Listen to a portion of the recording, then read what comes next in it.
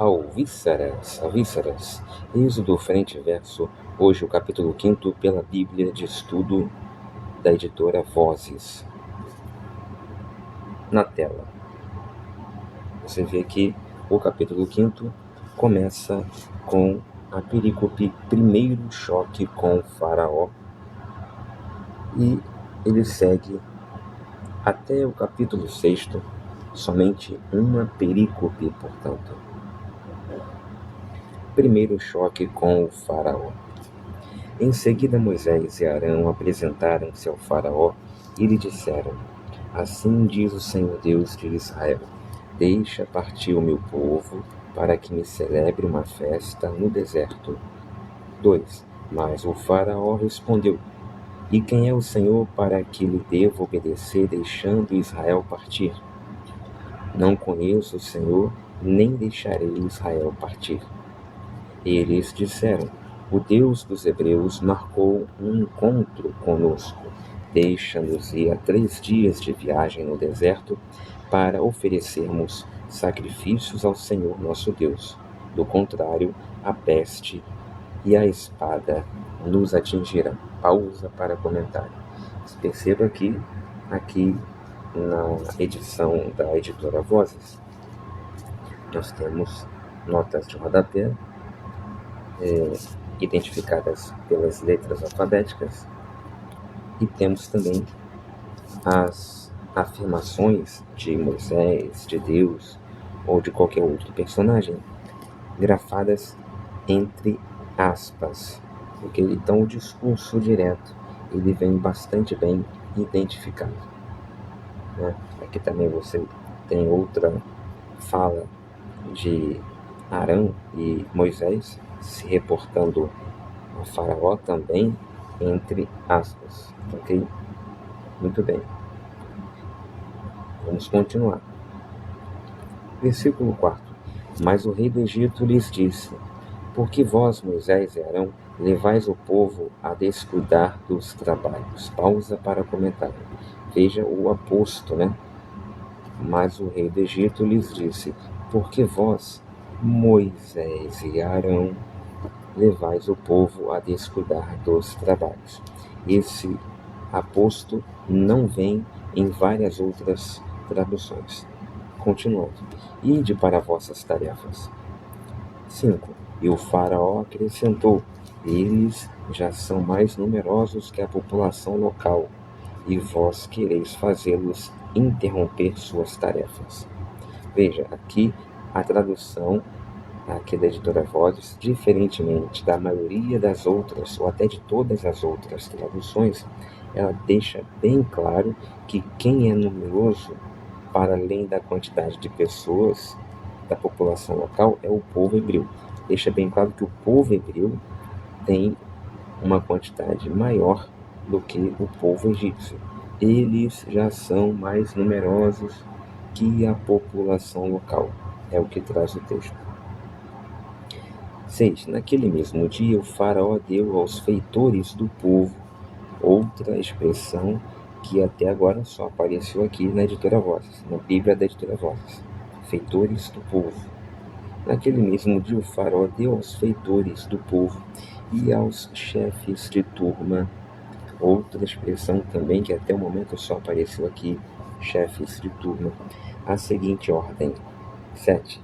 Não forneçais mais palha a esta gente para fazer tijolos, como antes fazíeis, que eles mesmos busquem a palha. 8.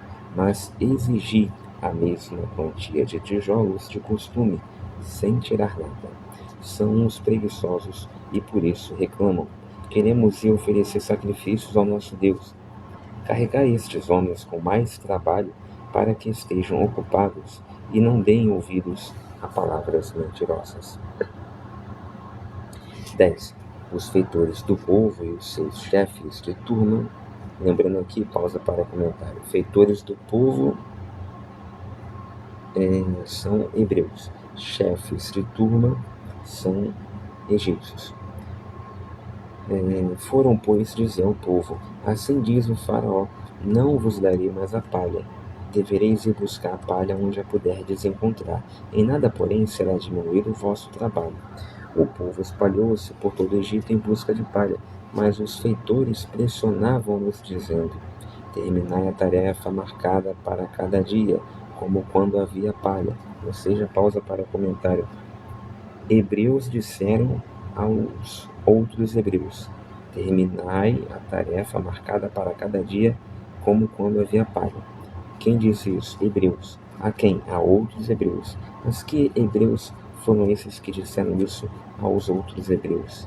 Foram os feitores do povo, que eram hebreus, ocupando a função como de supervisor dos demais hebreus. Açoitaram os chefes de turma israelitas. Aqui é uma correção. Açoitaram os chefes de turma israelitas, que os feitores do faraó haviam nomeado. Então, aqui, na verdade, aqui é o contrário, tá? Feitores do povo são os egípcios. Chefes de turma que são os israelitas. Então, os feitores do povo egípcios disseram os hebreus para eles trabalharem e arrumarem cada qual a sua palha para fazerem seus tijolos. Foram os egípcios que disseram isso. Só que aí o que acontece?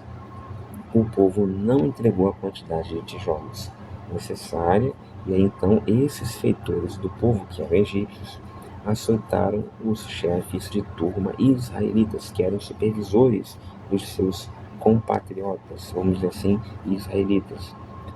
Tá? E disseram o seguinte: porque nem ontem nem hoje completastes a cota costumeira de tijolos, como fazias antes. 15. Os chefes de turma israelitas foram queixar-se ao faraó, dizendo: como podes proceder assim com teus servos? 16. Não se fornece palha a teus servos, e nos mandam fazer tijolos. Nós somos açoitados, mas o culpado é o teu povo. O faraó respondeu: sois mesmo uns preguiçosos, e por isso dizeis: queremos oferecer sacrifícios ao Senhor. 18. E agora ide trabalhar, não vos será dada a palha, mas devereis produzir a mesma quantia de tijolos. 19. Os chefes de turma israelitas se viram em má situação com a ordem de não diminuir em nada a cota diária de tijolos.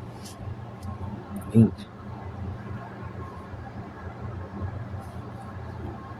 Versículo 20. Encontraram-se com Moisés e Arão, que os estavam esperando na saída do palácio do faraó, e lhes disseram: que o Senhor vos examine e julgue. Vós nos tornastes odiosos diante do faraó e dos seus servidores, e lhes pusestes na mão a espada para nos matar. 22. Então Moisés voltou-se para o Senhor, dizendo: meu Senhor, por que maltratas este povo, para que foi que me enviaste? Desde que me apresentei ao faraó para lhe falar em teu nome, ele maltrata o povo e tu nada fazes para libertá-lo. Bom, aí termina o capítulo 5. Observação. Lá no começo do capítulo, Moisés e Arão vão dizer a Faraó para Faraó libertar o seu povo sob a ameaça de aqui, ó, no versículo 5: do contrário, a peste e a espada nos atingirão. Então Moisés e Arão vão até Faraó e dizem: olha, liberta o nosso povo, porque se você não libertar, a peste e a espada, ou seja, a guerra, né, a violência, vai atingir ou vão atingir vocês e a nós, a todos nós. Aí Faraó, obviamente, não vai ceder a um pedido tão ridículo e esdrúxulo como esse. E o que acontece é que o povo começa a sofrer ainda maiores agruras na hora de produzir a quantidade de tijolos, e o povo se sente como se já estivesse sob as serviços daquela mesma ameaça, dessa mesma ameaça, né? Porque olha que o povo, na verdade representado aqui pelos chefes de turma, vai dizer a Moisés e Arão: que o Senhor vos examine e julgue. vós nos tornastes odiosos diante do faraó e dos seus servidores, ou seja, os feitores, né? E lhes pusestes na mão a espada para nos matar. Ou seja, aquela mesma espada que ameaçava vir sobre egípcios e israelitas, se o faraó não autorizasse a saída imediata do povo de Israel do Egito, essa mesma espada, ela vem agora na mão dos feitores egípcios para oprimir somente o povo de Israel. Então é como se o remédio tomado pelo paciente, né, causasse um agravamento da doença. É como se a emenda fosse pior do que o soneto, como se dizia. Por quê? Porque antes da intervenção de Moisés e Arão, o povo era servo, sofria ali as sevícias de uma servidão no Egito. Ok, nada confortável, muito pelo contrário, mas não passava disso. Depois da intervenção de Moisés e Arão, o povo teve a sua carga de sevícias, de agruras diárias, dobrada, triplicada, quadruplicada, né, elevada à enésima potência. E o próprio povo vai dizer para Moisés e Arão que é como se estivesse, após a sua intervenção, padecendo sob a espada dos feitores, padecendo, correndo riscos, né? Risco de morte, né? A espada na mão dos feitores. E vão dizer a Moisés e Arão que eles, graças à intervenção deles perante Faraó, essa espada foi posta na mão dos seus algozes, os feitores. Ou seja, eles, em outras palavras, eles não gostaram da intervenção que Moisés e Arão fizeram. Agora, tem um detalhe. No capítulo anterior, Moisés e Arão foram até eles, até o povo de Israel, propuseram a libertação prometida por Yahvé. Ele, Moisés, operou 3 grandes milagres na frente do povo. O povo creu em Moisés e Arão e concordou com essa estratégia de Moisés e Arão irem até Faraó, pedirem a libertação de todos. Então agora aqui, né, no capítulo seguinte, o povo vem reclamar disso tudo, mas o povo no capítulo anterior concordou com isso tudo. Talvez o povo não esperasse, né, digamos assim, o desenrolar, o desencadeamento que ocorreu no futuro, na sequência, né? Mas que o povo concordou lá atrás com tudo isso, o povo concordou. E o próprio Moisés também vai, assim como o povo, agir também de maneira incoerente. Porque o Moisés também vai novamente se voltar para o Senhor e vai dizer: meu Senhor, por que maltratas este povo? Mas o Senhor não está maltratando o povo por um certo ângulo, ele até está, óbvio, mas dentro da lógica do que foi prometido e acordado entre Yahvé e Moisés, está acontecendo exatamente aquilo que Yahvé havia dito. Yahvé disse o que no capítulo anterior? Disse que Moisés iria falar, né, com Faraó, e Faraó não iria autorizar de imediato a saída do povo. Só depois de uma intervenção pesada, com pragas, né? E é o que de fato vai acontecer nos próximos capítulos. Sobrevirão as 10 pragas, né, ao povo do Egito, ao Faraó. E aí sim, Faraó vai autorizar a saída do povo. Então está acontecendo tudo conforme Yahvé havia prometido. E então não era para Moisés ficar estupefato, né? Como se diz no popular, caiu o cu da bunda e vir até Deus: ai, meu Senhor, por que maltratas este povo? Para que foi que me enviaste? De novo faz essa pergunta: para que foi que me enviaste? De novo essa pergunta. O que mais Deus, o que mais Yahvé tem que fazer, né, com Moisés para que ele de fato creia em Yahvé? Né? Porque é muita falta de fé. É claro que ninguém vai dizer isso para você em igreja alguma. Vão passar pano, né, para Moisés e para todos os demais profetas e patriarcas e personagens bíblicos, porque não se pode fazer uma crítica séria do texto dentro da igreja. De igreja nenhuma, sem exceção. Desde que me apresentei ao faraó para lhe falar o teu nome, ele maltrata o povo, e tu nada fazes para libertá-lo. Como nada fazes para libertá-lo? Está acontecendo, novamente, exatamente o que Deus falou que aconteceria. E isso é até mais uma prova de que o que vai acontecer também não tem nenhuma chance de não acontecer. Porque se está acontecendo exatamente o que Deus falou que ia acontecer, então tem mais crédito ainda o autor da promessa a respeito do que ele disse que acontecerá. Se o presente prometido está acontecendo, o futuro prometido tem mais chance ainda de acontecer. Não é isso? Então, a promessa está se cumprindo. O acordo que Deus fez com Moisés está se cumprindo. Moisés aqui não tem a força para acreditar. Bom, vamos então para a nota de rodapé. Veja que é uma Bíblia que tem pouquíssimas notas de rodapé. A única nota de rodapé no capítulo 5º, mas é uma boa nota de rodapé, é esta que eu vou ler.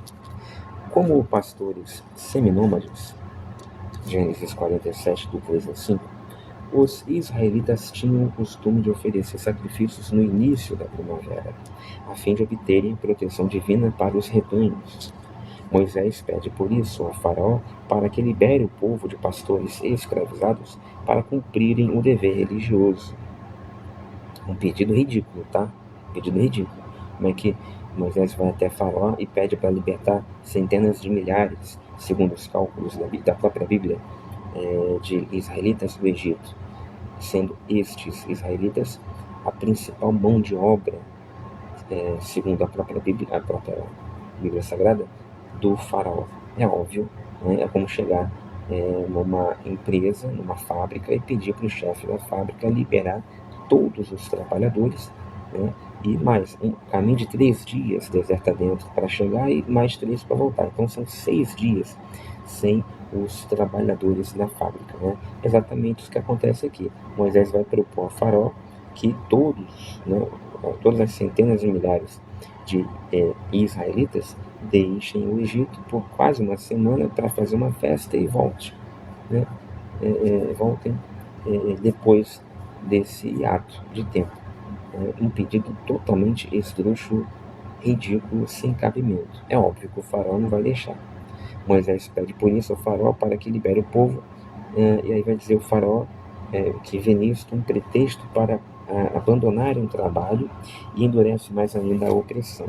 Por isso, a revolta do povo contra Moisés e Arão, porque houve essa redobrada cobrança no trabalho. Nem precisaria, conforme o próprio Yahvé prometera no capítulo anterior, este endurecer o coração de Faraó para não deixar que o povo saísse. A própria incoerência e a própria absurdidade do pedido de Moisés já seriam suficientes para convencer Faraó de que ou Moisés é um maluco, Moisés e Arão são loucos, por estarem pedindo tamanha loucura, né? tamanho pedido, né? esdrúxulo, ou eles eram malandros, caras de pau, coisa assim, e de uma forma ou de outra não seria coerente o que eles estavam pedindo, e o faraó só autorizaria tal pedido se ele também fosse um maluco, um doido, um retardado mental. E óbvio que o pedido não foi aceito e a autorização não foi dada, muito pelo contrário, né? Aí, para finalizar, ele tem aqui nas notas de rodapé, ele tem as referências internas, que eu também vou pular por achar que displicências no momento. Mas o importante do capítulo 5º, que foi lido aqui, né, precisa ser entendido aqui diz do capítulo 5º, é o que a gente acabou de fazer aqui, nossa leitura crítica, destacando alguns versículos do capítulo 5º que trazem, digamos assim, um olhar mais crítico para dentro da história. Eu espero que tenham gostado. Até o próximo vídeo, se Deus quiser.